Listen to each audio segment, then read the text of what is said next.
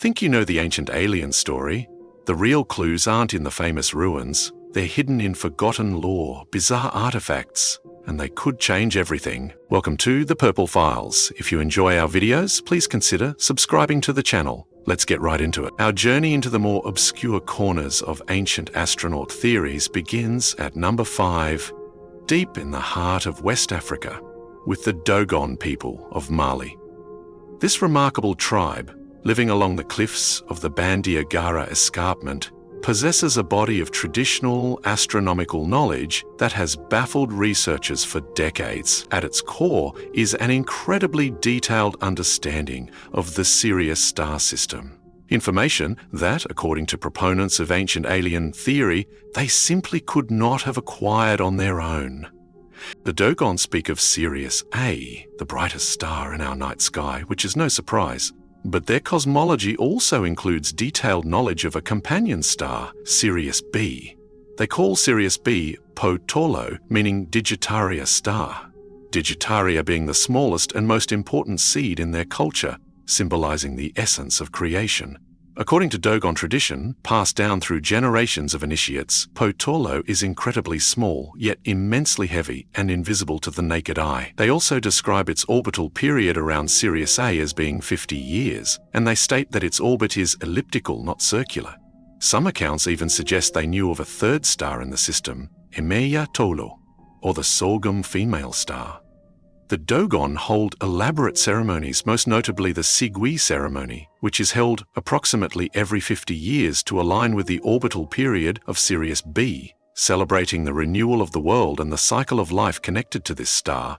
Herein lies the profound mystery. Sirius B is a white dwarf star. It is indeed incredibly dense. A teaspoon of its matter would weigh several tons, and it is completely invisible without powerful telescopes. Its existence was first mathematically predicted by Friedrich Bessel in 1844, based on wobbles in Sirius A's movement. It was only visually confirmed by Alvan Graham Clark in 1862, and not actually photographed until 1970. So how could the Dogon, an isolated tribe without advanced astronomical instruments, possess such specific and accurate knowledge centuries, perhaps even millennia before modern science? For ancient astronaut theorists, the answer is clear and compelling. This knowledge was a gift from extraterrestrial visitors. The Dogon themselves speak of beings called the Nomos, described as amphibious, fish-like creatures who descended from the sky in a vessel accompanied by fire and thunder. These Nomos, often referred to as water masters, are said to have been civilizing heroes who imparted this advanced astronomical knowledge, along with other aspects of their culture, to the Dogon ancestors. Proponents suggest these Nomos were likely visitors from the Sirius system itself, sharing information about their home. Naturally, the scientific and academic communities offer more terrestrial explanations. The primary source of this information comes from the extensive fieldwork of French anthropologists Marcel Griol and Germain Dieterlen, who studied the Dogon from the 1930s through the 1950s. Skeptics propose the contamination theory, that the Dogon might have acquired this knowledge from modern Western visitors, missionaries, explorers, or even Griol himself, during his decades of interaction, prior to or during the period he was documenting their beliefs.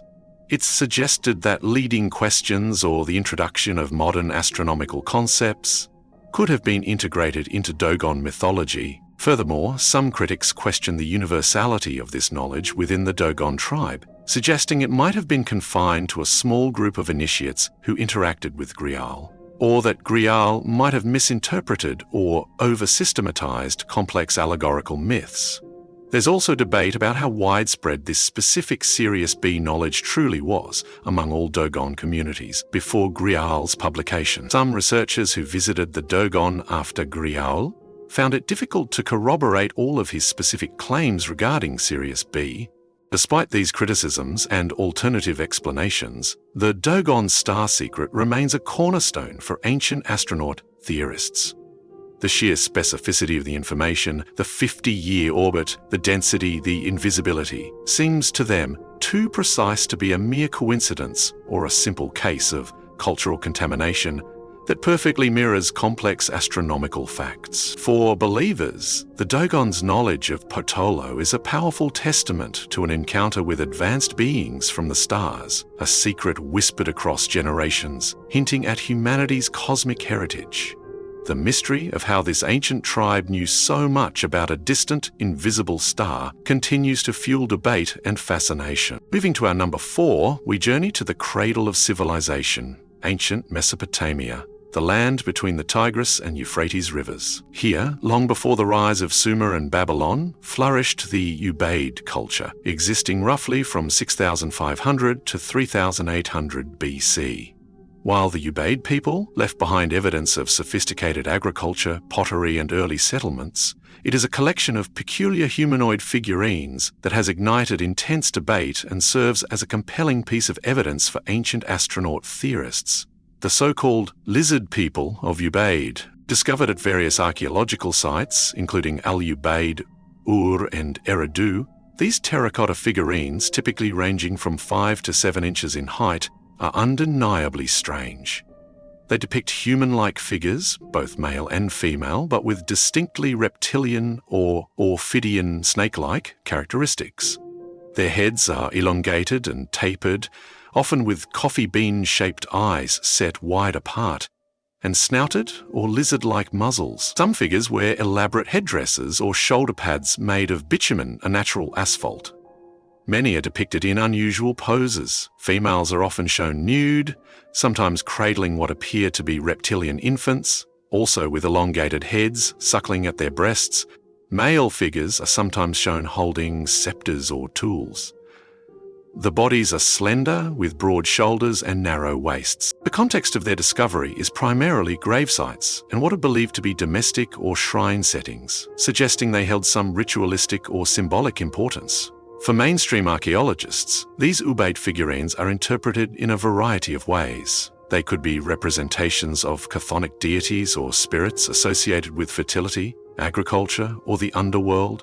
Reptilian features often symbolize these concepts in various cultures. They might represent ancestors, shamanistic figures undergoing transformation, or simply be a result of artistic stylization and convention prevalent during the Ubaid period. The elongated heads, for instance, could be a stylistic choice or represent a form of cranial deformation practiced by some cultures, though direct skeletal evidence for this in the Ubaid period is scarce. The suckling infants are seen as emphasizing fertility and regeneration. However, ancient astronaut theorists look at these figurines and see something far more literal and extraordinary. They propose that these are not symbolic representations, but rather depictions of actual reptilian extraterrestrial beings who interacted with, and perhaps even guided or genetically influenced, the early inhabitants of Mesopotamia. The consistent reptilian features, the heads, the eyes, the snouts, are argued to be too specific and too unlike typical human representations to be mere artistic fancy. The idea of advanced reptilian beings playing a role in human development is a recurring theme in some esoteric and ufological circles. Proponents of this theory point to the global prevalence of reptilian or serpentine deities and figures in many ancient mythologies, from the Nagas of India to Quetzalcoatl in Mesoamerica, suggesting a common, perhaps extraterrestrial, origin for these beliefs. The Ubaid figurines, being among the oldest such representations, are seen as primary evidence of this ancient contact. The fact that these figures are sometimes found in graves could imply they were seen as protective entities or guides to the afterlife, perhaps linked to the sky gods who bestowed wisdom. Skeptics, of course, highlight the lack of any other direct evidence for such reptilian beings in Mesopotamia. No alien technology, no unambiguous textual references from the Ubaid period, which predates writing as we know it. They emphasize that ancient art is often highly symbolic and should not always be interpreted literally.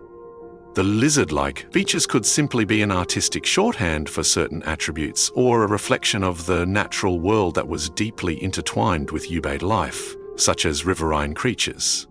The bitumen adornments are seen as typical decorative elements of the period, yet the Ubaid lizardmen figurines remain profoundly enigmatic, Their strange, almost unsettling appearance continues to challenge easy explanations.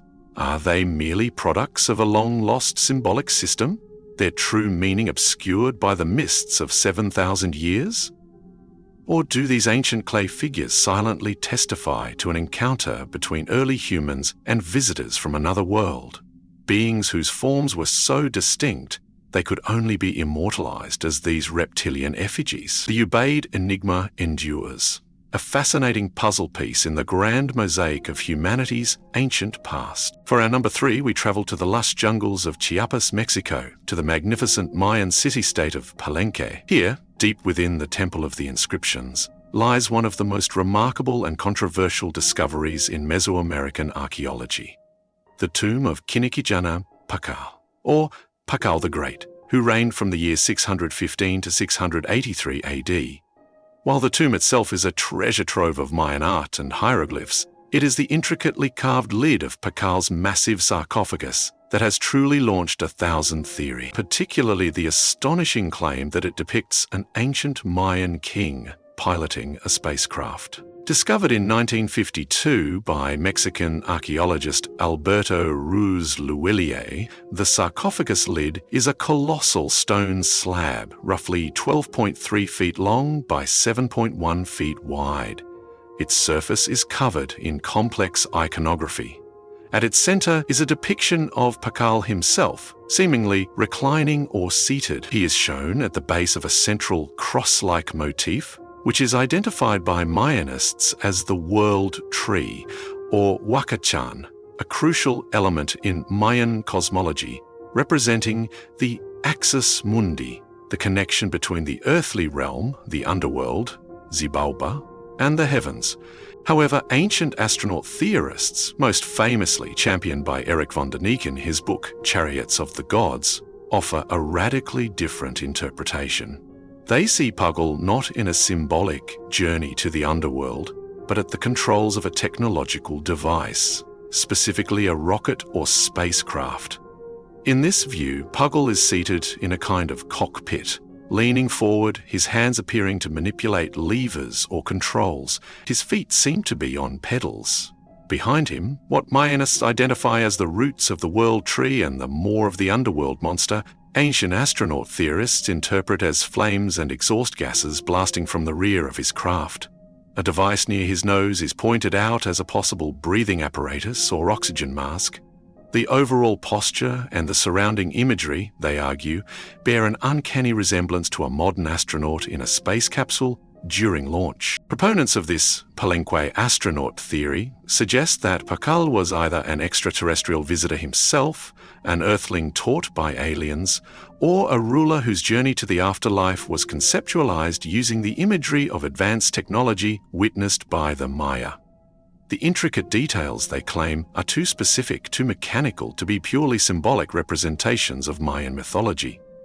They point to the rivets on the supposed craft, the antennae, the branches of the world tree, and the focused, determined look on Pakal's face. Mainstream Mayan scholars and archaeologists, however, offer a comprehensive and well-supported interpretation rooted firmly in Mayan cosmology, iconography, and belief systems. They explain that Pakal is depicted at the moment of his death, falling into the jaws of the earth monster, Sakbakna Chepata, which represents the entrance to Xibalba, the Mayan underworld. The cross is indeed the world tree, laden with symbols of sacredness, including the celestial bird Itzamna perched at its top. Pakal's posture is one of transition, of descent, but also of anticipated rebirth, as the world tree also symbolizes life, death, and resurrection. The flames are interpreted as the beard or tendrils of the earth monster, or the roots of the world tree plunging into the underworld. The breathing apparatus is seen as a common Mayan ornamental nose bead, or a representation of the breath of life. The entire scene is a powerful depiction of the king's journey through the cosmos, ensuring his place among the gods and the continuity of his lineage. Furthermore, scholars point out that every element on the lid has parallels in other Mayan art and texts, fitting perfectly within their known symbolic language. They argue that interpreting it as a spacecraft requires ignoring this vast cultural context and imposing modern technological biases onto ancient imagery. Despite the strong academic consensus, the image of Pakal on his sarcophagus lid remains one of the most iconic and frequently cited pieces of evidence in ancient astronaut literature. Its visual ambiguity, when viewed out of context, allows for these alternative interpretations to take hold. Is it a profound depiction of a king's journey through a sacred mythical cosmos? Or a stunningly preserved blueprint of ancient space travel? For ancient astronaut theorists, Pakal's rocket ride is a clear message carved in stone, a testament to otherworldly intervention in the Mayan world. For Mayanists, it is a beautiful and complex expression of indigenous American beliefs. The debate itself ensures Pakal's journey continues to fascinate. Coming in at number 2 is a tantalizing yet highly controversial piece of alleged evidence from the sands of ancient Egypt, the Thule Papyrus.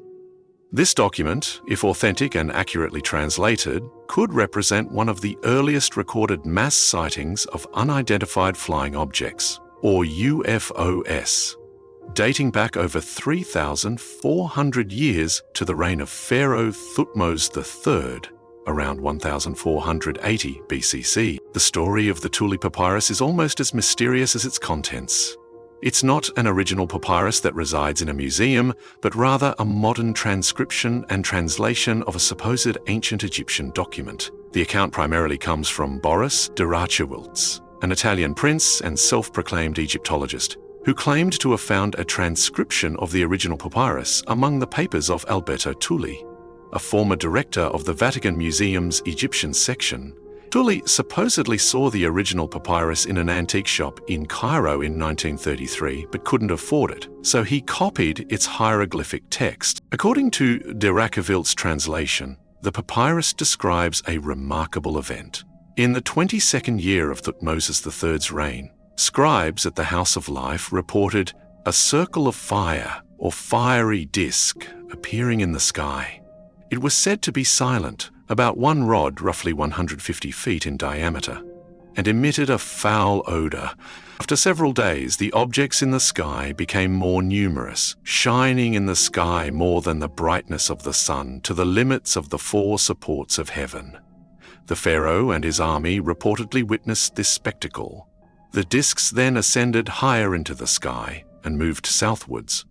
As a final detail, it's mentioned that fishes and volatiles, or winged creatures / fowl from the sky, which some interpret as a physical effect of the UFO's presence, perhaps akin to angel hair or other anomalous precipitation associated with modern UFO sightings. For ancient astronaut theorists and UFO researchers, the Thule Papyrus is a bombshell. They see it as clear-cut evidence of an advanced extraterrestrial visitation in ancient Egypt. The description of silent, maneuvering, luminous disks that appeared in great numbers and even caused atmospheric phenomena seems to mirror modern UFO reports with striking accuracy. The official nature of the recording, allegedly by royal scribes, lends it an air of credibility. However, the Thule Papyrus is plagued by significant problems that lead most mainstream Egyptologists and historians to dismiss it or view it with extreme skepticism. Firstly, the original papyrus from which Alberto Thule supposedly made his copy has never been found or authenticated. Its existence is purely anecdotal.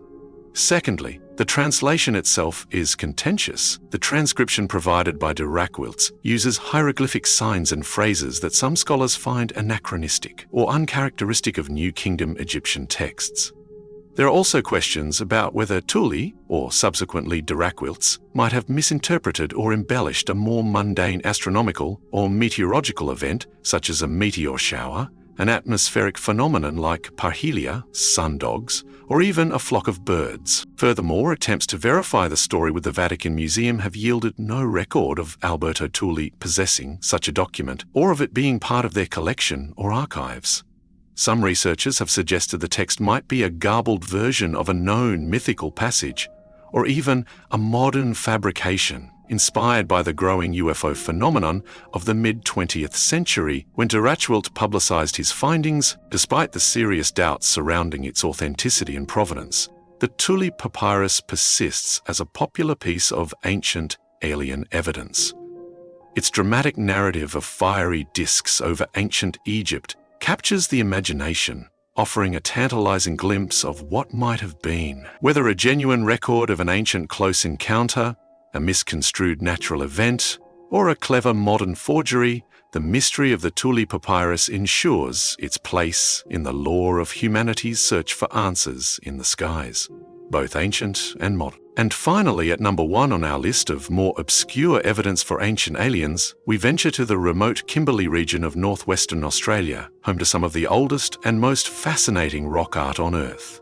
Here, painted on cave walls and rock shelters, are the enigmatic figures known as the Wandjina, often pronounced Wandjina.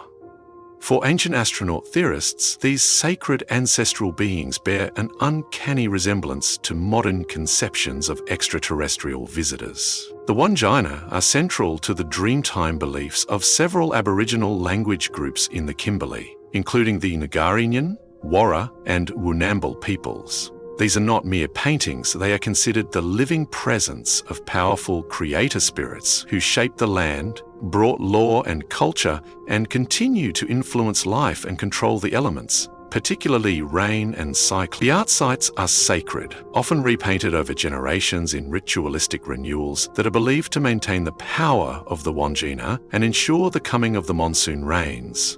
Some sites date back thousands of years, with the tradition of repainting making precise dating of the original works complex. What makes the Wandjina so compelling to ancient astronaut theorists is their distinct and unusual appearance. They are typically depicted with large, round heads, often surrounded by a halo-like band or headdress composed of lines or dots. Their faces are dominated by enormous, dark, pool-like eyes, but strikingly, they are almost always depicted without a mouth. Their bodies are often painted white, sometimes with simple blocky forms, and they can be shown individually or in group. Proponents of ancient alien theories draw immediate parallels between the Wandjina and the popular image of grey aliens, the large-headed, big-owned, small-mouthed, or mouthless beings common in modern UFO abduction narratives. They argue that the Aboriginal artists were depicting what they actually saw, extraterrestrial beings who visited them in the distant past, perhaps even imparting knowledge or influencing their culture. The halo or headdress is interpreted as a helmet or part of a spacesuit. The lack of a mouth is seen as significant, perhaps indicating telepathic communication. The association of Wandjina with control over powerful forces like weather is also sometimes linked to the idea of advanced technology. However, Aboriginal elders and cultural custodians offer profound and deeply spiritual explanations for the Wandjina's appearance, rooted entirely within their own ancient traditions. They explain that the Wandjina are not aliens from outer space, but powerful creator spirits who came from the sky and the sea during the Dreamtime. The large eyes represent their all-seeing, all-knowing power. The halo is often interpreted as representing clouds, lightning, or the radiant spiritual energy of the Wandjina themselves. The absence of a mouth is highly significant. It is said that if they had mouths, the rain they bring would never cease, causing catastrophic floods. Their power is so immense that speech itself is unnecessary, or too potent to be depicted. The repainting rituals are vital for communication with these spirits and for maintaining the balance of nature. Mainstream anthropologists and archaeologists support these indigenous interpretations, emphasizing that Aboriginal art is rich in complex symbolism and should be understood within its specific cultural context. To impose an extraterrestrial interpretation is seen as disregarding the deep spiritual meaning and historical continuity of these traditions. The unique artistic style of the Wandjina is considered a regional development within the vast spectrum of Aboriginal art. Despite this, the striking visual characteristics of the Wandjina continue to make them a poster child for ancient astronaut theories. The images are undeniably otherworldly to an outside observer unfamiliar with their cultural meaning. Are these ancient paintings a sacred record of Indigenous Australian spirituality? a testament to their profound connection with the land and the forces of nature? Or do they depict encounters with beings not of this earth, their forms faithfully recorded on rock walls for millennia?